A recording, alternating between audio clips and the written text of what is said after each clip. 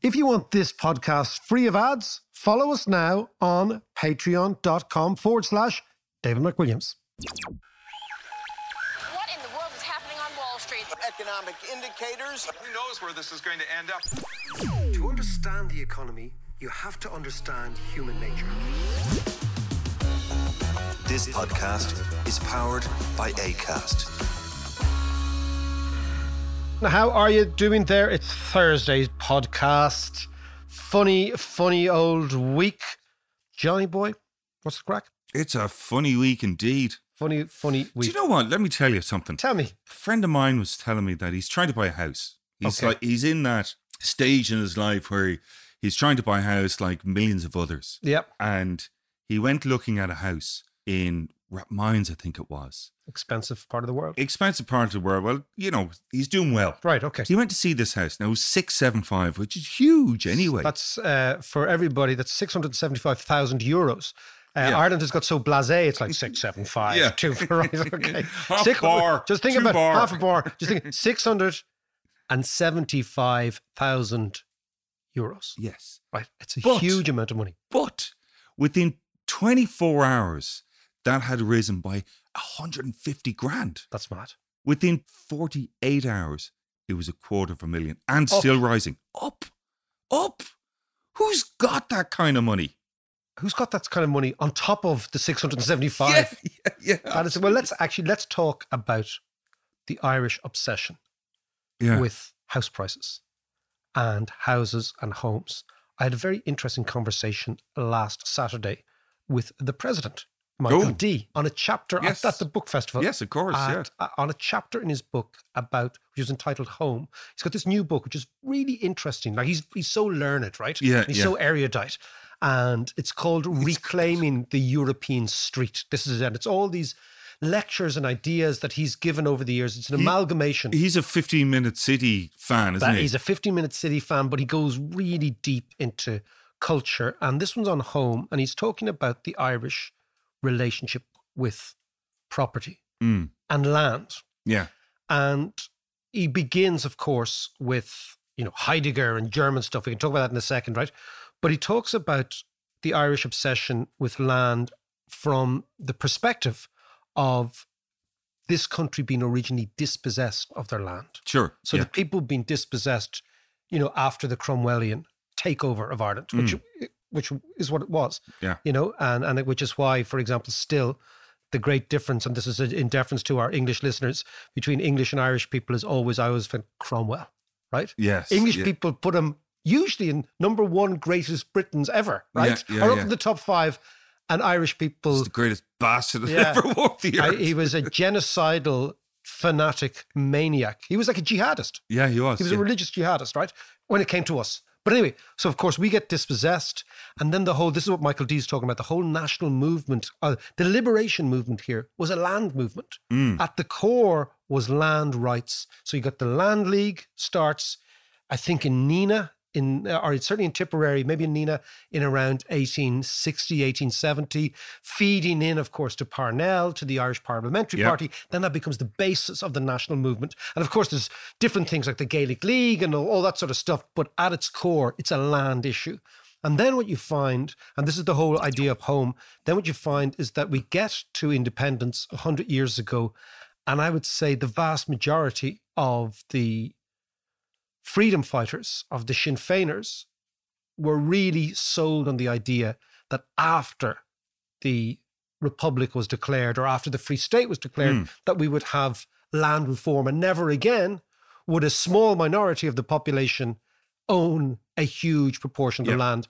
And we did a couple of weeks ago statistics on wealth in Ireland, and I gave the statistic that the top 15% of the population owned 70% of the assets of the country. And of those assets, land is still by far and away the most significant. So we've kind of gone 100 years ago, we had the great independence movement. And we kicked the Brits out and took the land off the Brits, but gave it to some other geezers. Yeah, there's a whole different land grab. Who are now tax exiles. So they could be still in Britain. No, so that's what I want to talk about today. But what's interesting about the Irish obsession is it's not unique. So, for example, when we talk about why are Irish house prices so expensive? There is in the back of our heads this default position that our relationship with land is in some way unique, but it's not. I mean, if you look, for example, at German or French philosophy and German or French sociology, the French are obsessed with this thing called the terroir, the terrain, the land itself. Yeah. We talked about the physiocrats last week. Physiocrats, yes. We're obsessed with land, right? So there's a French, have you ever seen like Jean de Florette or any of those Yeah. French Yeah. movies about the peasantry? And it's all about land. I mean, that could easily have been made in the west of Ireland. It's the same idea. Yeah. You know, that It's like the field. yeah, it is. You know, Yeah. it's like the field. And then the idea is that, you know, I'm not happy if I have 2 cows and my neighbor has 1 cow. I'm only happy if my neighbor has no cows and I have half a cow. It's that sort of idea Yeah. that, you know, it's you're so obsessed. So, and also if you look at, for example, German history, the Germans have this great expression called Heimweh. So the German sense of home is called Heimat, right? That's the home. Okay. And they have this extraordinary psychological expression. And great thing about Germany is they add words together, right? Called Heimweh. To weh is to have a pain. Like, so it, you know, Zahnweh is a toothache, right? Right. And if you put weh, which is pain, and Heim together, it's a pain for home, right? It's called Heimweh. And Germans talk about this all the time, that they're away from their home. And it's very, very deep in actually, there's a great German. But when they say home, is that from an area or their physical house? Is that No, it's the homeland. homeland? Like yeah. homeland, right? And Heimat is this thing. There was a great 1980s TV series, John, called Heimat, which traced. Oh, yeah. Yeah, which traced. Yeah, I know. That's the sort of stuff I'm into. You know, I was talking to, you know, Matt Damon about the Born Initiative or whatever. Like, I have no interest in that sort of stuff. But there's a really good German thing called Heimat, Matt. You have it on VHS or probably Betamax, do you? Well, go and have a look for it. It's a free, probably in BMX, but it's a really exceptional piece of drama. It's based on a German family from 1860 to the year 2000. Right? Oh, right. It's Okay. phenomenal. It's all these intergenerational. It's a bit like, did you ever see that German thing, Generation War? I can say now before you even mention the name. No. Okay. I'll forgive you. We get all German on your ass, okay? But it's really good. Actually, another great German book is called The Pity of It All by Amos Elon, which is the history of the Jews in Germany from 1733, when Moses Mendelssohn walked through the gates of Berlin, to 1933. So it leaves the Holocaust as you know what happened next. Yeah. Phenomenal story. Actually, this is your reading list for the summer, right? James? I'm taking Hi, notes. hi, Matt. The pity of it all. Okay. Will you just kind of condense it down to a 1-pager? Okay. Do a Bertie Ahern on me. It was the guy from your neck of the woods, Albert Reynolds. Reynolds, yeah. Give me a 1-pager on that. So, but what I'm saying is that to understand Irish property, you have to appreciate that this idea that we have an exceptional, unique relationship with the land and home based on being dispossessed is not true. All cultures, or many cultures, have it. The French have it, the Germans have it, and I'm sure other cultures have it too.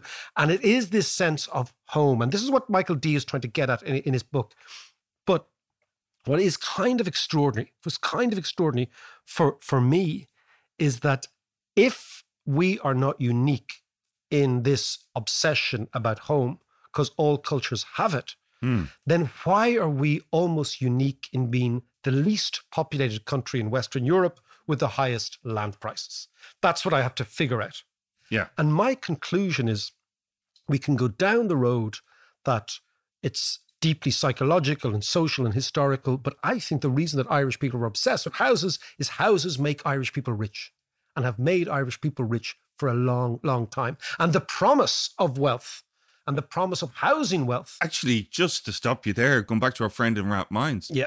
You have to be rich to buy property now. Well, you this- know, this is the idea, It yeah. doesn't make you rich. You have to be rich. Yeah, and this is what I want to talk about, because it's the promise of wealth Yeah. with the net result that Irish people, I'm going to talk to you about a chart I have. Oh, I love a good chart. It's a fascinating chart. traces Dublin house prices back to 1945. Really interesting. All right, okay. Yeah, it's called a hedonic index, bit of econometrics. What's a hedonic? I'll talk to you about it in 2 secs. Hedonic indexes, indices are econometric ideas, right? Right. But it's a fascinating piece of work by 2 economists, which I'll tell you about in a sec. But because of the using of house prices and housing wealth to generate wealth, what happens in Ireland is something very odd, which is when you don't have a house, you want house prices to fall. Of course, yeah. But when you do have a house, you want house prices to rise. And you are exactly the same person before and after. So rather than, and think the idea of home, this leads to what I'd call a dangerous dichotomy in Ireland, which the concept of home, which should in theory be reassuring and nurturing and safe, that's what we talk about, home, a safe place, right? Actually, in practice, home becomes divisive, alienating and risky because we're using it as wealth. So what has happened in Ireland is that as income has remained reasonably constant and house prices have gone through the roof, we have tried all sorts of wheezes to try and squeeze as much borrowing out of that income, like your friend in Ralph Mines, squeeze as much borrowing out of that income to make legitimate the house prices. So rather than income being the base price, remember we spoke about this before? House prices become the base prices, dragging up income. And if income can't go up because the vast majority of people's incomes are their wages, and if your wages go up, whoever you work for becomes uncompetitive, right? We fill that gap with borrowing. Now, the problem with borrowing is the more you borrow, the more fragile you become. If you read Nassim Taleb's book, Anti-Fragile, great book, right? Yeah. What he goes on about is lots of various different evolutionary and ecological things. But at its essence, he talks about serious indicators of fragility. And on a personal level, one of the most serious indicators is your level of borrowing. But what we've done in Ireland to make legitimate house prices is we have constantly over-leveraged people with borrowing in order to achieve these prices. So our income, therefore, only has a vague relationship to house prices. It's borrowing which drives the whole thing. And that makes the society really fragile, as we saw in 2008, because we're too leveraged and then you get a shock and you stop. The other problem is that the government, successive governments, have put all their eggs in the inheritance basket. So basically, you will get rich if you get on the housing conveyor belt. So just imagine you're on a conveyor belt and you're standing, but as the belt keeps going, you go towards your destination. So all you've got to do is buy a house and watch house prices rise, and then you'll get rich. And then what do? The gig is you give that to your kids and they get rich. But the problem with inheritance is it creates what I would call deposit inflation, right? What's that? So the rich kids can actually pay the deposit on the rich houses. So the deposit, which used to be an idea is you would save and the deposit would have some relationship to your income. Right, So it would all be of a piece that made sense. Now suddenly you get the inherited deposit, which is much greater than your income. And then suddenly you get inflation in that deposit. So kids who actually inherit stuff tend, therefore, to be able to make those deposits to drive up the price. So everything... But that's only valid when they actually have parents who own their house outright. Yes. And also depends on the number of kids. Because obviously it's going to be divided up and blah, blah, blah. Well, apart from you and your prodigious output of having 4 children, John, which puts you at close to 3 times the national average, okay? Because the vast majority of Irish people are having less kids. And which is a problem in itself, but we'll come back to that. And it's interesting, as the country gets wealthier, we're having less children. So therefore the inheritance becomes more material, not less material, because house prices are rising and therefore there's less kids to inherit. But the problem with inheritance is it also then levers those kids into the housing market, again, because they said, look what happened to mother and father. Yes. That's what they did, we'll do it too. So what I'm saying is Irish people are obsessed by houses because successive generations of Irish people since the 1940s, we're talking about now, have been made rich, right? That's notwithstanding the calamity of the crash, which is quite exceptional. And we're still at it again. So what we've got to do is we've got to move away from the idea that we are uniquely linked to the land and look at actually how successive governments have boosted this and cheer-led this market in order to have this sort of social compact, which is that you are on the inside, you have a stake in society if you have a home, right? Yeah. And therefore you're a better citizen. Whereas if you don't have a home and you're an outsider, you're much more likely to be a pissed off citizen. And so what successive governments have always done is try to expand this home ownership, not because they really want people to own homes, but because they want people to have a stake and to become easier citizens to manipulate and easier citizens to govern. And this is okay, that said, what the hell are they doing? This is why they've broken their own compact. This is the deep issue. So, for example, Fianna Fáil built council houses. Yeah. Unique in Europe, they gave those council houses away to the council tenants. So they made council tenants home owners. Okay, right. This doesn't happen in the UK. The only other country I know where this happens is in Singapore. Well, actually, Thatcher did that. Remember? That's what she started doing. Yes, in the late 80s. And then it was all the gerrymandering going on. I love that word, actually, gerrymandering. But Do you know who gerrymander was? No. He was an individual. Gerrymandering was named after a bloke called Jerry. Really? I swear to God. No way. Yeah. There was a bloke called Jerry, right? His name was Eldridge Jerry. He ended up being the vice president of I don't know how I know this stuff. Yeah. The vice president of the United States, right? Right. Around 1812 or 1813. And of course, he was also a politician from Massachusetts. Yeah. Right? Yeah, yeah. And his gig was that he redrew the boundaries of Massachusetts wards so outrageously in order to win. Yeah. But the boundaries the map looked like a salamander, right? You know, that sort of little sort of lizardy thing, right? Yeah, they're amphibians. Yeah. I think you quite like those sort of things, don't you? Yeah, I love all that stuff, yeah. Right. But Let me tell you about salamanders on another podcast. Exactly. John and the salamanders. So it looked like a salamander. Your man's name was Jerry, and it was called Jerry Salamandering. And then they just took out the salamandering, and it was called Jerry Mandarin. And that's where it comes from. That's brilliant. I love that. Such a mad amount of nonsense in this head. But this is the kind of, the gerrymandering, that was the kind of stuff that Thatcher was doing. You're absolutely right. And she was trying to create new wards in London, I think in particular, to create conservative majorities. And of course, who was the greatest gerrymandering of all?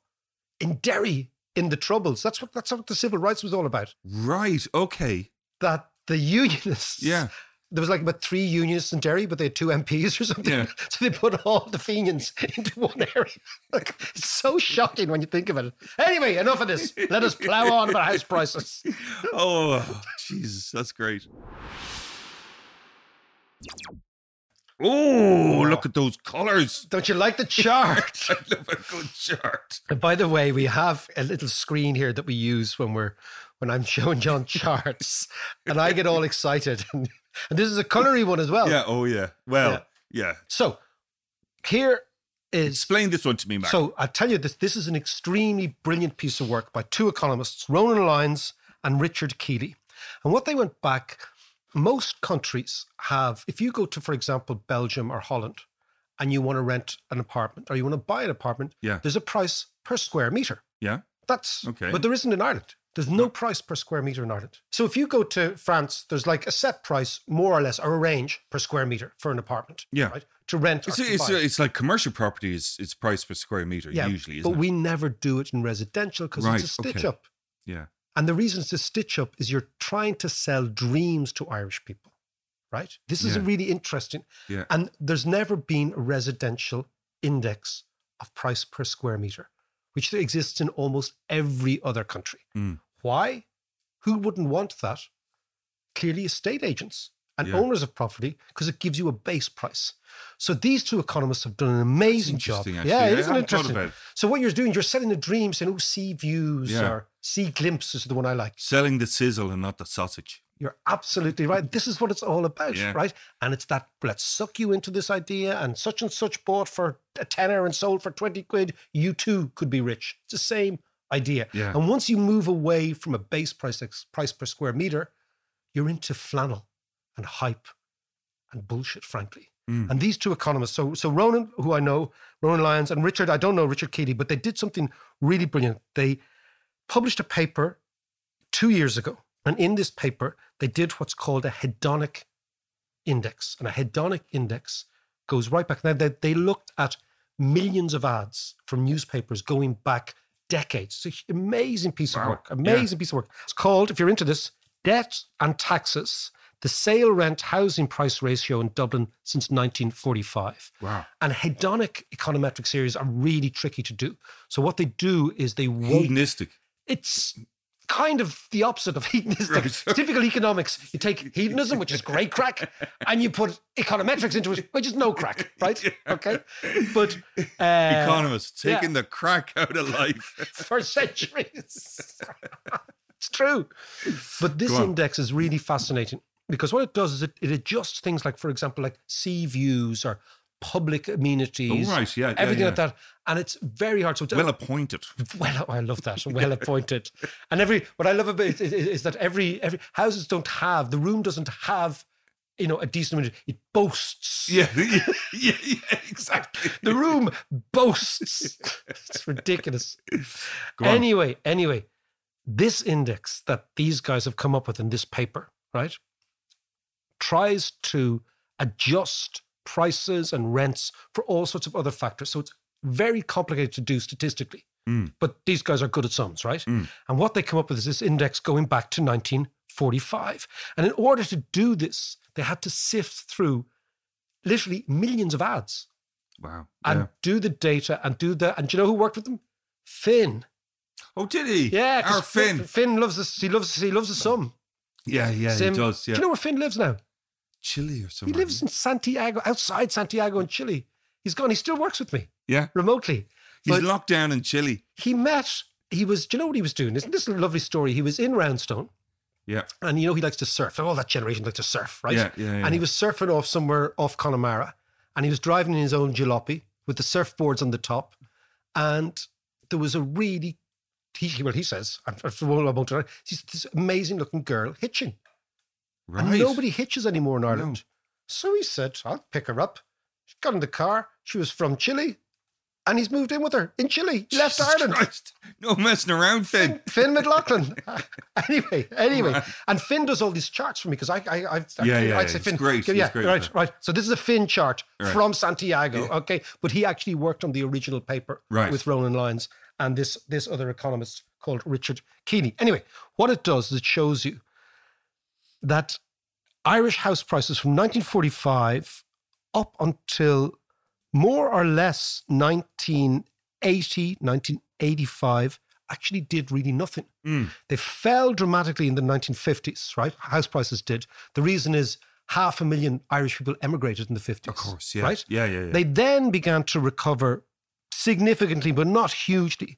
It's around 1990 where prices start to go through the roof. Now, in general, as a rule, and then they collapsed in 2008. Yeah. And now we are See that. back up again, heading back towards 2008 prices. Rents exactly the same. And I'm going to give you some figures to give you a sense of what happened, right? So since the 1960s, Irish house prices have risen 9-fold. Right. Most of that happening in the 1990s and 2000s, okay? Jesus Christ. Right? It's extraordinary. Sale prices grew an astonishing 230% since 1990. And they're now 25% above 2000 levels, right? Still, then they came right down. But if you look at prices have risen on average by about 9% in this period, right? Inflation has been much, much lower. So this has created the incentive for people not only to buy houses, but to invest in houses. And yields, which is the return, okay, have always been above inflation. So there's been the creation of this landlord class significantly since the 1970s, but particularly after the 1980s. So you got the 1950s, very, very bad for house prices. 1960s to 1980s, pretty okay. 1980s, of course, you have the Gareth Fitzgerald and Charlie Haughey recession. 1980s is that total mess of the economy. The one that we were schoolboys in. It was like, man, did we have to be born? Did we have to come of age in this thing? We were buying our ticket. That's what we call as a congratulations for finishing our leaving suit. He's getting the mailboat ticket. Getting the mailboat, yeah. Don't get off a crew, right? Go straight to Euston Station. Do you remember that? Don't be getting off a crew, right? But so our generation came of age in the 1980s. Imagine we were in school in the worst decade, right? Okay. And it remains with us, our deeply psychological trauma. Yeah, we're scarred. But then, Jesus. since the 1990s, it has been crazy, right? So successive governments created this landowning class, and then since the 1990s, profoundly enriched the landowning class, right? And then, of course, you get speculation. And when you get speculation, more and more land and houses ends up in fewer and fewer hands. That's the key, because speculation allows the rich to pick the assets. And that's why you get this crazy concentration of wealth. And now, as you said, governments that were managing the housing market quite well in a slightly manipulative fashion from a political theory have lost control. So it's like all great ideologies tend to have within themselves the seeds of their destruction. And I think this is what's happening here now. But see, I was wondering about the relationship between that and security and pensions. You know, when we were growing up, especially in the 80s, our mother's obsession was go get a job with a nice, secure pension. Yes. And so what did we do? The opposite. We did absolutely the opposite. But that pension was all about security, and it was their own insecurity from growing up in the 50s and 60s. Yeah, and all absolutely. that. But then when we all start buying houses in the 90s, as you see the chart going up, all those pensions were linked to house. Linked to housing. Yeah, and it's still the same. So it's about security, but there is this thing. You remember Eisenhower spoke in America about the military-industrial complex. Yes. And he warned, it's amazing, Eisenhower was a general and president. He warned that the military-industrial complex was getting too big and was biasing and dictating American economic policy, right? Because it was lobbying the governments to expand the military budget because they were actually making money out of it. The warrior class, as we were talking about the warrior class, yes, exactly. And it always takes a warrior to actually unpick the warrior class. And Eisenhower was the warrior, because you can't be a dove and say the military's out of control here. You need to be one of them. But America has a military-industrial complex. We have a housing finance complex. It's this nexus of the housing industry and the land industry and finance, which is driving policy here. Now, of course, those guys thought they were very clever, even though we had this crash, etc., right? But what is happening now is within this complex are the seeds of its own destruction. Why? Because as house prices rise, and if the game is that the older people sell on overinflated houses to younger people in order to secure their pension, you can only do that for 2 generations, right?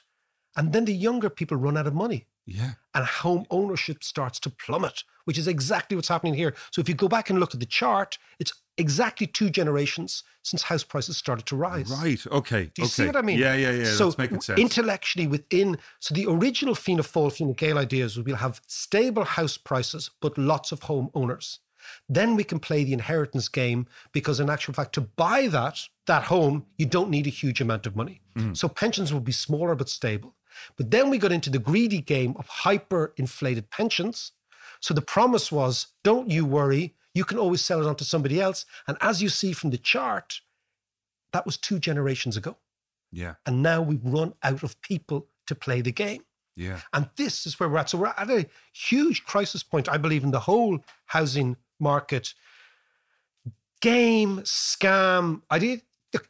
Calling it a scam is not true, but there was a deep political and social and economic framework around which increasing house prices were framed, right? Now what we have is look at the elections. What is happening in Ireland? The last 4 elections, maybe 5, have been fought on this idea of house prices, right? On the way up in the boom, on the way down in the crash, now on the way up. Yeah. And if you break down Kev Cunningham, has done amazing work, really fascinating work, on breaking down the electorate in terms of not left and right and old and young and liberal, conservative, but whether you rent your house, whether you have a mortgage, or whether you own outright, okay? And we can see, and I come back to what we said at the very, very top, right?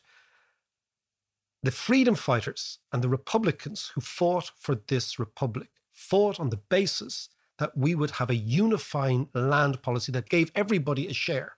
Yeah. 100 years later, we have the most divisive issue, which is land. And if you look at the numbers, since January, so Kev does it on a month-to-month basis, right? Yeah. Since January, the coalition, who stand for status quo, right?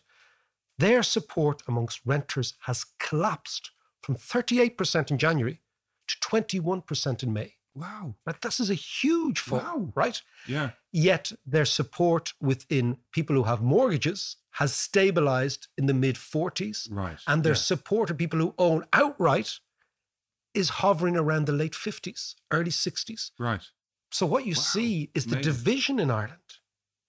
I mean, Sinn Féin are kind of right. Yeah. Is between renters, between the outsiders, the people who rent, who don't have a stake, Yeah. and the insiders, the people who've bought. So I come back to this idea of home, which is home was supposed to be all about making people secure. But in fact, what it's done, it's divided the nation profoundly. And this will clearly dictate not just this election, but maybe the election after and after, as this great intergenerational scam, the housing stroke pension stroke inheritance scam, hits the buffer because there's simply not enough young people with enough money to keep the old people in clover. So, John, if you think about it in political terms, right? Yeah. You think about, we had this discussion last year of my granddad being the copper and your granddad being the freedom fighter, okay? But think about those guys, right? 100 years ago, the country was divided and the issue wasn't just British rule, but it was land ownership. That after we got rid of the Brits, we'd sort this thing out. Yeah.